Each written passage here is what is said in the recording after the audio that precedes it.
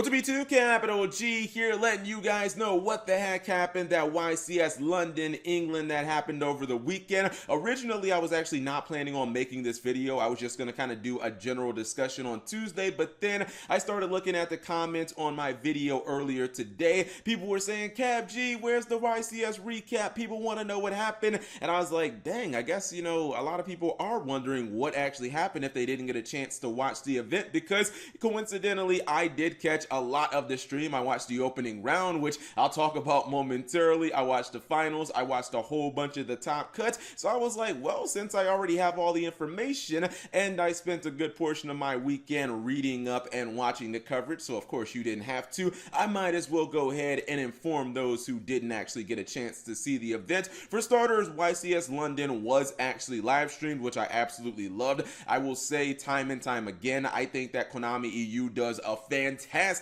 job on their coverage, much better than what we get domestically over here in the United States and Canada. YCS Niagara Falls wasn't even streamed. YCS London was, and it was just they did a really good job. That's basically what I'm trying to say. When it comes to the attendance, which is what I usually like to start with in these YCS recaps, London had a incredibly good turnout. Now, again, we're not going to hit those numbers consistently that we saw at the 200th YCS, so you're not going to get Utrecht numbers, but we did get over 1,600 players, which, makes this event over twice the size of YCS Niagara Falls. Now, the thing about Niagara Falls was that was the first YCS event coming out of Seoul Fusion, and we saw that event just had a huge impact on the meta. We saw Sky Strikers come back to Earth. We saw, a deck like Thunder Dragons instantly cement itself as tier 1 status, and unfortunately, we did see an FTK rise to prominence. This deck actually got, second place at the event. Obviously, I'm talking about the Danger Dark World FTK. And speaking of the Dark World Danger FTK deck, I feel like a lot of questions were answered at London, but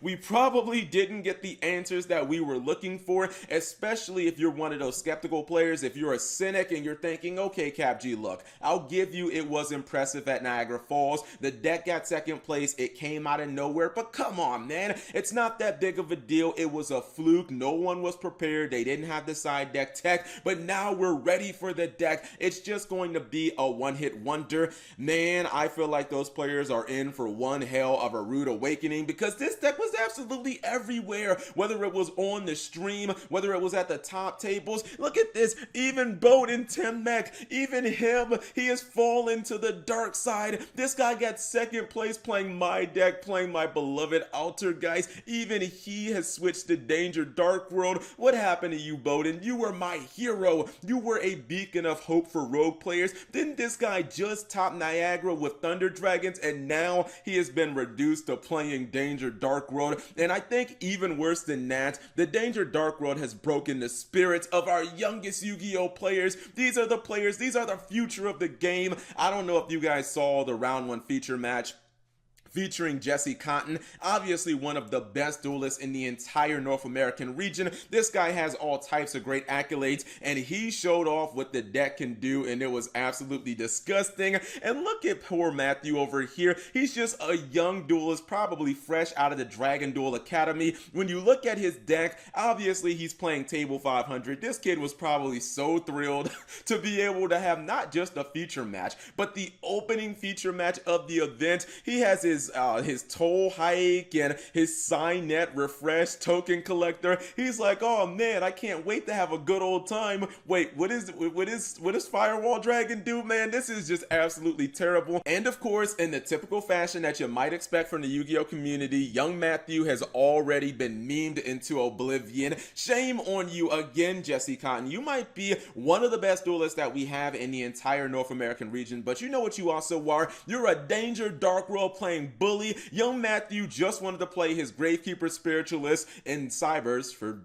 some reason, I don't know why, but all he got was broken dreams and a broken heart, and I shed a tear every time that I watched that duel. Now, what was really interesting, and this might be something that is just a very, very bad sign for this meta moving forward, is I kind of feel like the Danger Dark World deck is actually evolving. It's getting better, because you would imagine that people would just overload their deck with hand traps, that they would have been prepared, but people are starting to play Outer Entity as a thought, and this card is one that can absolutely shut down hand trap. So basically, they will summon this before they summon Firewall Dragon. Thus, it turns off your ability to like Ghost Ogre the Firewall Dragon or to have any type of interaction. I guess something like Infinite Impermanence would work, but now this deck is actually getting better, which is absolutely disgusting. And the interesting thing is it actually shows when it comes to the top 32. This is one of the worst signs I think a Yu-Gi-Oh format or really an event can ever have. The top deck in the top 32, guys, was a dedicated FTK. This is so bad. This just screams emergency ban list, although I don't know if that'll be necessary because Konami did say that there would be an update to the list no sooner than November 20th. So we basically have about 3 weeks until they can update the list. But when you look at the top 32 breakdown, now you do have to take into consideration, especially when you see Goki only having two spots in the top 8. It's kind of like, whoa, Cap, what's going on with that? We saw Goki win Niagara Falls. What exactly is happening? Why is the deck, seesawing so hard when it comes to Europe and then North America? Well, one thing that I haven't talked about is the fact that they don't have Summon Sorceress legal here at the North or at the European event, so that is obviously going to make a big difference. And I think that's the reason why you saw Sky Strikers rebound so hard. And actually, these are all pure Sky Striker builds, and this deck was second place when it comes to the top cut representation. We also saw Altergeist with 4 spots, which is pretty standard. Altergeist is just an incredibly solid deck. We saw Thunder Dragons get about half its representation that we saw at Niagara Falls. I actually kind of thought that this is I think fairly natural because Thunder Dragons is an incredibly good deck, and going first it can be very strong against Sky Strikers, mainly because you have that one-sided Thunder King Ryo or that one-sided Mistake built into the archetype. However, if you go second with the deck, it can be a serious uphill battle, and I kind of feel like if you're going to play Thunder Dragons, or you have the possibility of playing a deck that can just win automatically going first in Danger Dark World, I feel like a lot of people are just taking the easy route out. Like, I don't feel like this is an indictment on Thunder Dragons at all. I just feel like it's always going to be hard to contend when it comes to popularity to, a dedicated FTK, especially when it's shown to be able to FTK for just the, one card summon of like an Armageddon Knight. And I want to show you guys an absolutely disgusting statistic, right? So you see right here how Danger Dark World was the most represented deck in the entire top 32, taking almost 10 spots. Well, the interesting thing, and this is why I love the European coverage so much, they do such a good job. Konami actually has a full breakdown of every single deck that entered in the event, and this is the crazy thing. Danger Dark World didn't even get enough spots to qualify for its own individual category. I believe that they said the exact number was somewhere between 49 and like 50. I think it may have been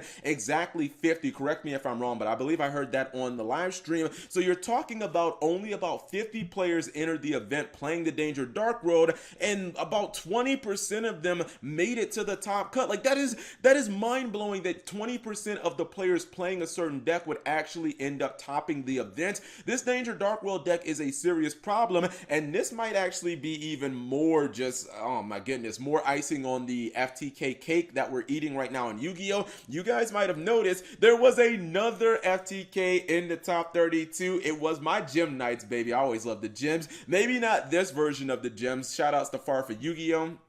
Getting the deck profile. Of course, I had to watch the entire thing, but yeah, Gem Knight FTK actually made the top cut as well, and it's basically the same exact concept as, basically Danger. If you win the dice roll, you can just win. I did say in previous videos, I thought the Master Diamond limit didn't really do anything because there are so many ways of being able to cheat around that. You can play things like Defusion, and that can like get you your other pieces, because all you're basically doing is just trying to copy the effect of Lapis Lazuli. So it didn't really stop the FTK. I feel like Konami should have just banned Lapis Lazuli, but I'm not going to go over that again because that would just be beating a dead horse. But when you look at the top 32 cuts, I feel like you did see some things that you would expect. Goki obviously fell back because there is no Summon Sorceress at this event, but Danger Dark World pretty much has proven that it is the deck to beat, not just because it's pretty much the only deck in Yu-Gi-Oh! That can go first right now and 100% win the duel outside of like the Gem Knight FTK or other FTKs that maybe have been undiscovered, but the deck is actually evolving and it's getting harder to stop. Now there are certain hand traps that just won't stop it at all, and you guys are probably going to call me crazy, but look, I think that I'm going to turn to Ghost Reaper and Winter Cherries, and I understand that it's never going to be that one-for-one like Ash Blossom or Ghost Bell, which side